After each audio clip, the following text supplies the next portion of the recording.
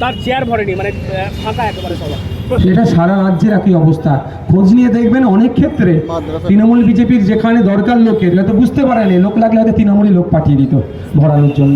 সেলিম সাহেব বলছেন সব আসনে সমঝোতা হয়ে যাবে এবং আপনাকে মেসেজ করেছে, ফোনও করেছে, আপনি ফোন রিসিভ করেনি, মেসেজ উত্তরও দেননি।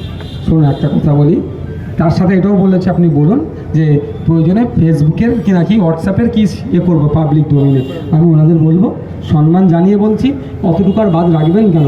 হোয়াটসঅ্যাপে কি গল্পগুজব হয়েছে সেটা একটু পাবলিককে দিয়ে দিন।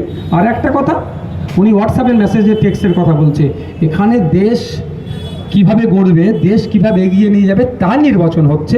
তার নির্বাচনে এই হোয়াটসঅ্যাপে একটা টেস্ট করলে সমাধান হয়নি। আমি আপনাদের জানিয়ে রাখি, এতদিন বলিনি, আজকে বলছি, সর্বপ্রথম আমি এই জোট করার জন্য আলিমুদ্দিন স্ট্রিটে আমি গিয়েছিলাম বিমানবাবুর সাথে কথা বলতে।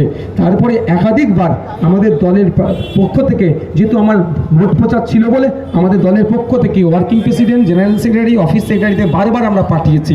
আমরা জোটের পক্ষে কথা বলছিলাম বলে আমরা যতবার গিয়েছি, আলিমুদ্দিনে গিয়েছি, আমরা একবারের জন্য বলিনি যে আমরা গরম দেখিয়ে যে আমাদের কাছেও আসুক, আপনার আমাদের রাজ্যকে অবশ্যই আসুক, সেটা আমরা চাই না। আমরা চেয়েছিলাম জোটটা হোক, কিন্তু দুঃখের বিষয় নওশাদ সিদ্দিকীরা প্রচুর চেষ্টা করেছে, কিন্তু সর্বপ্রথম কংগ্রেস জোট করতে চায় না। দ্বিতীয় হচ্ছে সিপিএমও চায়নি, সেই 3টে 4টে 5টা অবধি রুখে গিয়েছে। আমরা জোটের স্বার্থে 14 থেকে 7-এ নেমে গিয়েছিলাম। আত্মমর্যাদা খুইয়ে তো আর জোট করা যায় না।